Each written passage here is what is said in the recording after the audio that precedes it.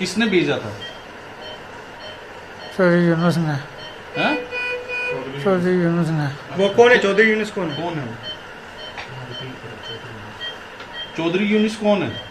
आने या all forms of terror is crime against humanity, ऐसा बोला राजनाथ सिंह ने, इंडिया के डिफेंस मिनिस्टर ने। और वो बोला शंघाई कोऑपरेशन ऑर्गेनाइजेशन की जो मीटिंग चल रही है डिफेंस मिनिस्टर्स की, उसमें जब गोली लग गई तो किन्ने बचाया तुम? इंडियन आर्मी ने। इंडियन आर्मी बचाया। तो हमें बड़ा शौक है कंपेयर करने का इंडिया से, तो हर पैमाने पे हम उनसे इस वक्त नीचे हैं। कितने पैसे दिते सी उन्हें? 3000। 3000। मैं स्टेटमेंट को इस तरीके से ले रहा हूं कि जी टेररिज्म, मैं बिल्कुल कहता हूं कि टेररिज्म, किसी किस्म की टेररिज्म को सपोर्ट नहीं करनी चाहिए। देखिए इस मुल्क में दया, पता लगाओ कुछ तो गड़बड़ है। वो लोग भी कहते हैं यार बस कर दो, एनफ इज एनफ। कितने लोग मारेंगे हम आपके? मैं कहता हूं कि अगर कश्मीर में किसी को या किसी भी जरिए से करते हैं, किसी भी जरिए से, कितने क्या करेंगे? क्या हिंदुस्तान को खत्म कर सकते हैं? नहीं कर सकते सर। अगर कोई ये सोचता है कि यार ये जो लाल किले पे झंडे की कहानियां सुनते हैं हम लोग, बचपन से लेकर और 55 तक ये कहानियां सुनने को मिल रही कि जी लाल किले पे झंडा, अबे भाई हद हो गई है, बस कर दो। कोई झंडा शंडा नहीं, उस पे हिंदुस्तान का फ्लैग लगा हुआ है, हिंदुस्तान का फ्लैग ही रहेगा उसके ऊपर। जय हिंद दोस्तों, a very warm welcome to Hindustan special channel. घुसपैठ करने की कोशिश में जिंदा पकड़े पाकिस्तानी आतंकी ने कई बड़े खुलासे किए हैं। जिस आतंकी को भारतीय सेना ने पकड़ा उसका नाम तबरक हुसैन है। तबरक हुसैन पाकिस्तान ऑक्युपाइड कश्मीर के कोटली में सबज कोट का रहने वाला है। उसने ये कबूल किया है कि पाकिस्तान की खुफिया एजेंसी के कर्नल ने उसे 30,000 रुपए दिए थे और उसका नाम यूनुस चौधरी था। उसे ये रकम भारत में आत्मघाती हमला करने के लिए मिली थी। आतंकी ने बताया है कि पहले भारतीय सेना की पोस्ट पर हमला करने के लिए सीमा पार से भारत आया। हुसैन को रविवार को नौशहरा सेक्टर में पकड़ा गया था। उसे 2 गोलियां भी लगी। उसकी हालत नाजुक थी। भारतीय सेना की दरियादिली देखिए। उन्हें मारने आए को भारतीय सेना के जवानों ने 3 बोतल खून दे दिया। हुसैन ने यह भी बताया कि उसने बाकी आतंकियों से मिलकर इंडियन फॉरवर्ड पोस्ट की 2 से 3 बार रेकी भी की थी। दूसरी तरफ पाकिस्तानी मीडिया राजनाथ सिंह के एससीओ में दिए बयान से काफी परेशान दिखाई दे रहा है। All forms of terror is crime against humanity, ऐसा बोला राजनाथ सिंह ने, इंडिया के डिफेंस मिनिस्टर ने। और वो बोला शंघाई कोऑपरेशन ऑर्गेनाइजेशन की जो मीटिंग चल रही है डिफेंस मिनिस्टर्स की, उसमें राजनाथ सिंह, जो उम्मीद ये की जा रही थी कि कहीं पे शंघाई कोऑपरेशन ऑर्गेनाइजेशन में जहां हमारे दोनों मिनिस्टर्स पहुंच रहे हैं, इसके बाद प्राइम मिनिस्टर भी पहुंचेंगे, वहां पर इंडिया पाकिस्तान की मीटिंग हो सकती है। लेकिन हमें तो दोनों कंट्रीज के बीच में वो टॉम एंड जेरी वाला खेल ज्यादा दिखता है। गलती हमारी थी, गलती कहीं थी तो ये चीजें हुई हैं, जिसकी भी थी। असल मकसद ये है कि अगर चीज हो जाए, मैं कह रहा हूं कि राजनाथ सिंह साहब के इस बात को मैं बिल्कुल 110% सपोर्ट करता हूं कि टेररिज्म एक बहुत बड़ा इशू है, एक बड़ा जेन्युइन इशू है। इसने हमें पिछले 25 या 30 सालों में पूरी दुनिया के अंदर हम सबको नुकसान दिया। किसी को मजहब के नाम पे नुकसान दिया, किसी को जो है किसी और तरीके से नुकसान दिया, लेकिन दिया।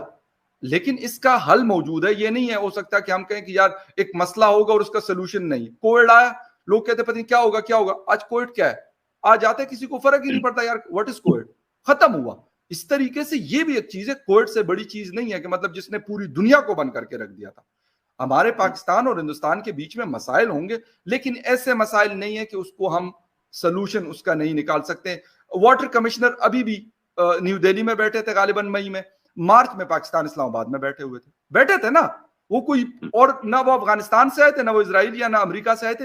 वो इस्लामाबाद के डेलीगेशन में लोग थे और वो हिंदुस्तान के न्यू दिल्ली आपकी हुकूमत के लोग थे। तो जब ये लोग बैठ सकते हैं तो भाई बाकियों में क्या आप लोगों ने वो बनाया हुआ है कि नहीं जी हम तो बात नहीं करेंगे। मैंने कहा ना, या तो ये कर दो, पाकिस्तान को कह दो कि बेटा जरा हमने चेक करना है यार, एक एक जरा लगा लेते हैं, बहुत अरसा हो गया क्योंकि 23-24 साल कारगिल के बाद में, तो एक एक चमाट लगा लेते हैं। वैसे नहीं अच्छी चीज, मैं इसके बिल्कुल फेवर में नहीं। मैंने कहा आपको अपनी फैमिली की एग्जांपल आपको दे दी कि यार बहुत लड़ लिया। मैं स्टेटमेंट को इस तरीके से ले रहा हूं कि जी टेररिज्म, मैं बिल्कुल कहता हूं कि टेररिज्म, किसी किस्म की टेररिज्म को सपोर्ट नहीं करनी चाहिए। वो लोग भी कहते हैं यार बस कर दो, एनफ इज एनफ। कितने लोग मारेंगे हम आपके? मैं कहता हूं कि अगर कश्मीर में किसी को या किसी भी जरिए से करते हैं, किसी भी जरिए से, कितने क्या करेंगे? क्या हिंदुस्तान को खत्म कर सकते हैं? नहीं कर सकते सर। अगर कोई ये सोचता है कि यार ये जो लाल किले पे झंडे की कहानियां सुनते हैं हम लोग बचपन से लेकर और 55 तक ये कहानियां सुनने को मिल रही कि जी लाल किले पे झंडा, अबे भाई हद हो गई है, बस कर दो। कोई झंडा शंडा नहीं, उस पे हिंदुस्तान का फ्लैग लगा हुआ है, हिंदुस्तान का फ्लैग ही रहेगा उसके ऊपर। यहाँ पे पाकिस्तान का फ्लैग लगा हुआ है, पाकिस्तान का ही लगा रहेगा। बजाय इसके कि हम इन फजूल की चीजों में बाकी वेस्टर्न वर्ल्ड क्या करें, आपस में उनके सब चीजें हैं, ताल्लुकात हैं, एक दूसरे की जो एक्सपर्टीज है उससे फायदा उठा रहे हैं। हम 75 ईयर्स हो गए, हम इस चीज से अभी तक नहीं निकल सके।